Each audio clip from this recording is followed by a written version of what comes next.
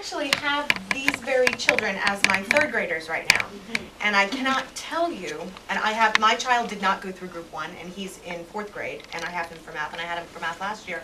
And I can't tell you the foundation that they get in group 1, and how clear it is whether they had it or not, and what you see they need to work on, or what you see they've learned how to do on paper, but they really didn't have a meaning behind it.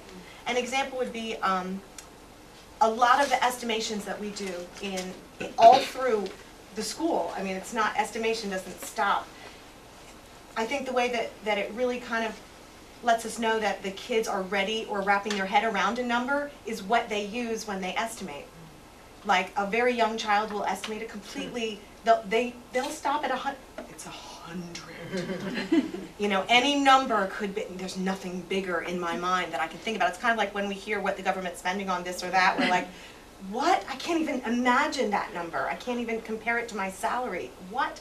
So I think that you can't even imagine what I can see in terms of what their foundation is. And I'll give an example. One of the things that we do in kind of like at the first couple weeks of school to figure out how people are thinking is that you ask them to estimate something that seems like impossible to count. A kid in 2nd grade this year, for example, wanted to make one of these chains across the floor from one end of the floor to the door.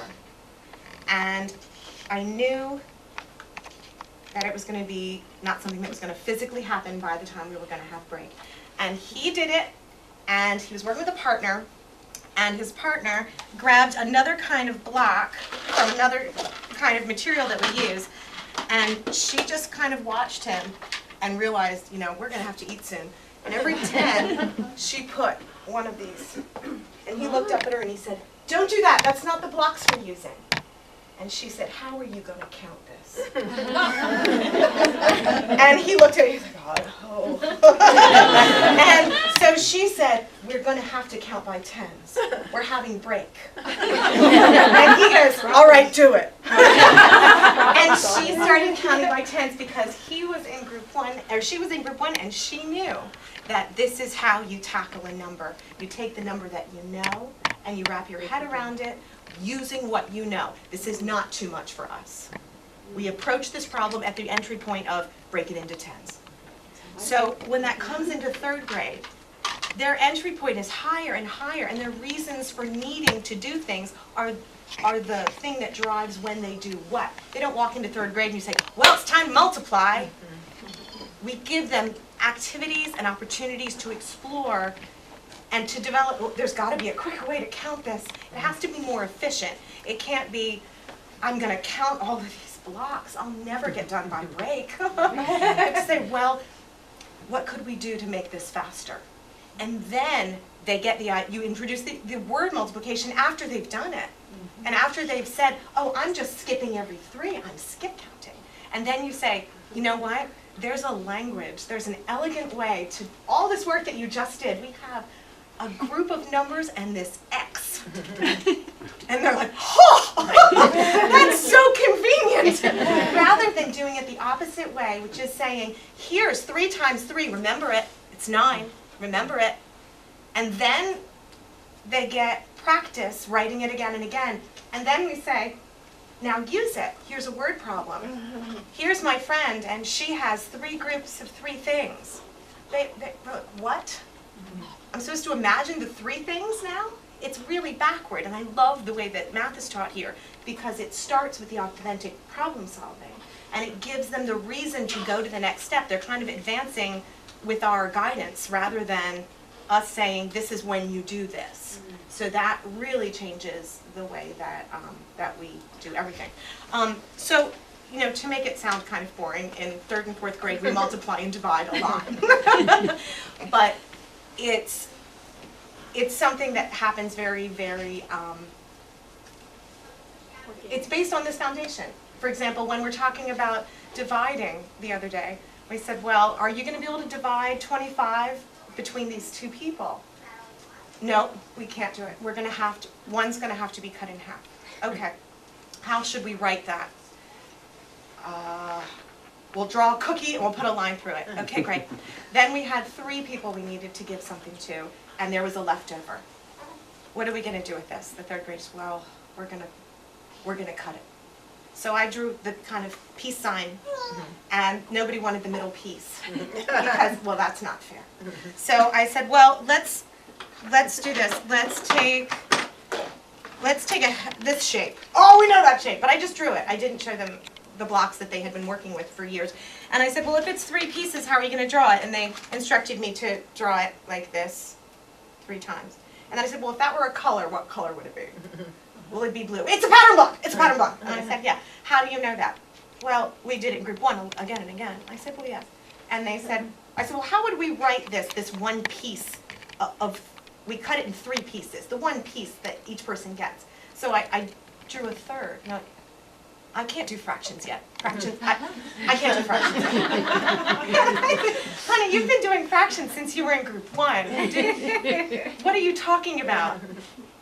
Been doing fractions since group 1, and then suddenly somebody's 9 feet tall. So the foundation is vital, but it's not something that we don't find lots of opportunities to kind of help them with over and over again. And part of it is really starting everything in a concrete way, because you just can't really have any meaning for anything. I taught language for a long time, and I heard kids, I had a girl from Nigeria who knew how to memorize poetry, knew how to memorize speeches, and she memorized Dr. King's mountaintop speech.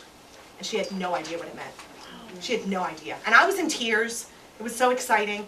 And then she didn't know. She didn't know the history. She didn't know why it was important. She didn't know. And it really, teaching meaning is really, really important to me, because otherwise it's a really pretty dance and that's it. So one of the things that we do as soon as somebody walks in is we have a number talk. And the way that we write the number talk, well, I'll show you this now. This is not the way that we write the number talk. This is not the way that I give this problem. And when I was in 1st grade, I didn't go to NCCL in 1st grade. They drew houses across each one, and they said, this is the house for the 1s, and this is the house for the 10s, and this is the house for the 100s. And I thought, okay, I can draw houses. I can do math. And I read, from this very problem, I read a researcher's observations where she asked a child to say what she did. And the child said, well, 9 is bigger than 8, so I have to make it 18. And then the 2 turns into 11. And then the 3 turns into 2. And then I can do it. And the researchers were like, okay, great. So is 2, 11, and 1, did you change the amount? And she said, yeah. This is different because 2 is now 11. It's different. I mean, there was no understanding at all. And she was learning it at such a young age that it looked like the kid understood subtraction. And she had no idea what she was doing. So this is what happens when we ask them to come in and look at, hold on, I'm going to cover up something else. Because I gave this problem just in an experiment to my 3rd grade and my 4th grade, just to hear their different ways of problem solving. We always show these types of number talk problems horizontally, because we don't want them to think of anything other than the meaning of what these numbers are. So the first question we ask after they're quiet, and they can't go, ooh, ooh, ooh, but the first question they ask is, that we say is, just put your thumb up when you've gone as far as you can go. Because some kids can get the answer all the way, and some kids, in the amount of time that we've got, can get in there, they can get going, and then they stop at a certain point. So one of the things that happens is that you realize immediately the kind of strategies that a kid uses. You realize immediately how many ways there are to think about this problem. It blows your mind. I counted 8 today. Wow. Completely different ways of thinking. It really is unbelievable. And nobody ever talks about math before. I've never seen people talk about math in a classroom. It's very, and that's it. It's a private experience. But this program, especially in terms of wrapping your head around the concept of multiplication, of division, of what the numbers are, we get to hear exactly how they think, and they get to hear each other. So nobody's thinking, I can learn from what you do. I can take that technique and I can help you because I know what it is you're doing wrong. You know what I mean? And so the kids help each other, and they compliment one another, and it's magical. So today, thank you for finding the paper. So today, one of the kids said, I know that 328 is 300, and it's 20, and also 8 all together. So this is all mentally. It's really remarkable. And they manipulate everything much, much more confidently. They retain every number in their mind, and the way that they're breaking apart the numbers and subtracting a number from a number that they can wrap their head around, and then easily putting the other parts together. One of the kids said, 69 was too hard, so I just left the 9 for later. And then I put it back in when I finished the problem. Now this is a kid who's in 3rd grade. And they're able to hold on to all of this because it has meaning. It's not something that, I put the 1 over there, was that an 11? Did the 2 turn into 11? You could never mentally do the problem that way. Because it's abstract, it means nothing. And so one of the other things that comes out of this method, and it happens all the way through, when you're talking about division, we're talking about multiplication, but I just showed you this because it has the houses. The really great part is that when you do a problem not like this, you have a very clear sense of what number is expected at the end. This could be anything in the world. After the 2 becomes an 11, what else is possible? It could be 4,000 and the kid writes, I think it's 4,000. I don't know. So, I mean, because it's all magic tricks and moving around. So it was really wonderful at the very beginning in one way, because you're not supposed to say this is easy. But one of the kids saw it and he goes, well, it's obviously going to be in the 200s. And so the kid goes, obviously. And I thought, okay, well, you're estimating. You're being a little rude, but you're estimating. And that's what you want. You want true meaning to be connected to everything. So I'll show you very quickly, because I don't want to suck up a lot of time. But I'll show you a couple things that are my favorite projects that happen.